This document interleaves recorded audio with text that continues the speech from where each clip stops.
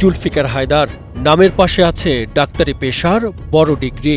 হ্যানিম্যানীয় সম্মাননা স্বর্ণপদক প্রাপ্ত একজন চিকিৎসক বলে পরিচয় দেন নিজেকে। BADHS ডিগ্রিধারী এই চিকিৎসকের কাছে গেলে আপনার মনে হতে পারে রোগ নিয়ে গেলে নিশ্চয়ই ভালো সেবা পাবেন, কিন্তু আদতে তিনি একজন ভুয়া চিকিৎসক।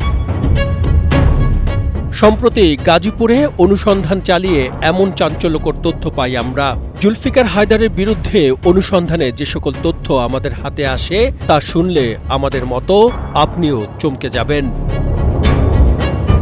BADHS হোমিওপ্যাথিক চিকিৎসার যে ডিগ্রি দেখিয়েছেন জুলফিকার হায়দার, খোঁজ নিয়ে জানা যায় বাস্তবে এমন কোনো ডিগ্রি নেই। হোমিওপ্যাথিক বোর্ড রেজিস্ট্রেশনে মেয়াদ না থাকলেও দীর্ঘ 23 বছর ধরে চিকিৎসা নামে প্রতারণা করে আসছেন জুলফিকার। সাইনবোর্ডে নামের পাশে জটিল সব ডিগ্রি আর পদবি দেখিয়েই বছরের পর বছর চিকিৎসা সেবার বদলে মানুষের জীবনকে আরও ঝুঁকির মধ্যে ফেলেছেন সে। এ বিষয়ে জুলফিকার হায়দারের মালিকানা প্রতিষ্ঠান জীবন হোমিও হলে যাই আমরা। এ ধরনের মিথ্যা ও বানোয়ার ডিগ্রি তিনি নামের পাশে বসিয়ে নিজেকে বিশেষজ্ঞ চিকিৎসক পরিচয় দিতে পারেন কিনা জানতে চাইলে দাম্ভিকতা দেখিয়ে জানান তিনি কোনো ভুল করেননি।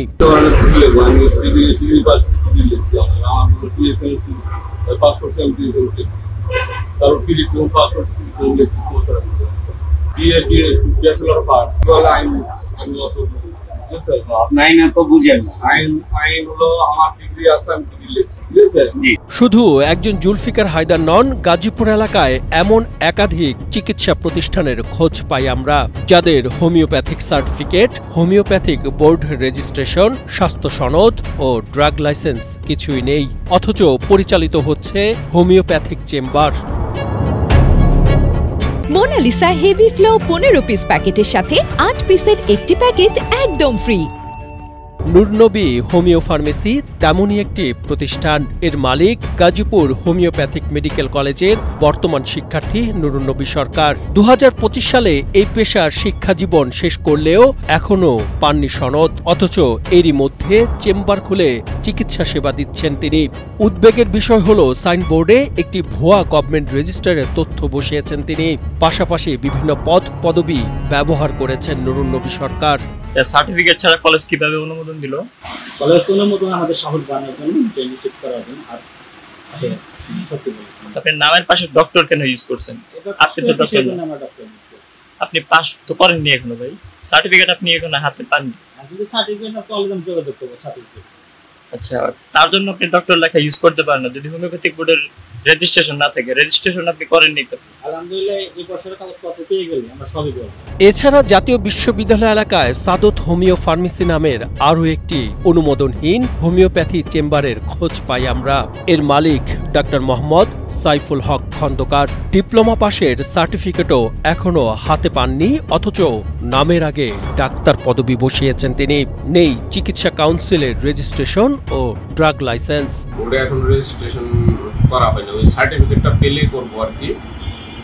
আচ্ছা, বোর্ডের রেজিস্ট্রেশন ছাড়া আপনি নামের পূর্বে ডক্টর কিভাবে ইউজ করলেন? ওটা তো আমরা যেহেতু পাস করছি, একজন এমবিবিএস ডাক্তার যেরকম এমবিবিএস পাস করলে উনি ডাক্তার হন, আমরা ওইরকম এটা সবাই করতেছে। আমি এখানে ধরেন গত 5-7 বছর যাবত দক্ষতার সাথে চিকিৎসা দিয়ে আসছি আল্লাহর রহমতে। হ্যাঁ। আচ্ছা, আপনার কি স্বাস্থ্য সনদ আছে? স্বাস্থ্য সনদ এটা তো আমার জানা নেই, এটা কোত্থেকে নিব আমরা, কারা দেবে এটা স্বাস্থ্য সনদ? স্বাস্থ্য সনদ ছাড়া আপনি একটা চেম্বার পরিচালনা করতে পারবেন না, সেটা সিভিল সার্জন মহোদয় স্বাস্থ্য মন্ত্রণালয় থেকে দেবে। বাংলাদেশ হোমিওপ্যাথিক আইন 2023 বলছে কেবল DHMS বা BHMS ডিগ্রিধারী এবং বোর্ড কর্তৃক রেজিস্ট্রেশন প্রাপ্ত চিকিৎসকই নামের পাশে ডাক্তার লিখতে পারবেন। অন্যথায় আইন ভঙ্গকারীর বিরুদ্ধে সর্বোচ্চ 1 লক্ষ টাকা জরিমানা ও 1 বছরের কারাদণ্ডের বিধান রয়েছে। নামের পূর্বে ডাক্তার লেখার অধিকার শুধুমাত্রই রেজিস্টার ডাক্তারের, যিনি লেখাপড়া করেননি বা রেজিস্ট্রেশন নেননি অথবা কাউন্সিলের যথাযথ প্রক্রিয়ায় পরীক্ষায় উত্তীর্ণ হননি, তার জন্য ডাক্তার লেখার কোনো বিধান নাই এবং এটা তার জন্য শাস্তিযোগ্য অপরাধ। যারা ডাক্তার না, নিবন্ধিত ডাক্তার না বা রেজিস্টার্ড ডাক্তার না, তাদের ক্ষেত্রে অবশ্যই শাস্তির ব্যবস্থা আছে।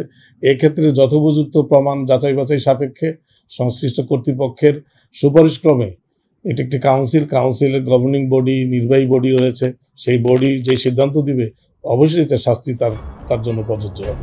এ বিষয়ে Gazipur civil surgeon doctor Mamunur Rahman জানিয়েছেন, বিভিন্ন স্থানে মোবাইল কোর্ট পরিচালনা করা হচ্ছে, দোষীদের বিরুদ্ধে আইনানুগ ব্যবস্থা গ্রহণের আশ্বাস দেন তিনি। হোমিওপ্যাথিকের একটা নিজস্ব ওয়েবসাইট আছে এবং নিজস্ব একটা বোর্ড আছে। ওই বোর্ডের অধীনে যারা পাস করে তারাই শুধু প্র্যাকটিস করার রাইট আছে। এরকম যদি হয় তাহলে আমি বলবো, যদি কেউ এরকম পেয়ে থাকে যে না সে অরিজিনালি হোমিওপ্যাথি বোর্ড দিয়ে পাস করে নাই, সে রিকগনাইজ ডাক্তার না, বা ডিগ্রিধারী ডাক্তার না, তাহলে তার বিরুদ্ধে ব্যবস্থা নেওয়া হবে। আমাদেরকে জানালে আমরা তার জন্য উপযুক্ত ব্যবস্থা নিব। গাজীপুরের মতো ভুয়া হোমিওপ্যাথিক ডাক্তারদের দৌরাত্ম্য এখন সারা দেশে ছড়িয়ে পড়েছে। ভুয়া এসব চিকিৎসকদের প্রতারণা জনস্বাস্থ্যের জন্য বড় হুমকি বলে মনে করছেন সচেতন নাগরিকরা।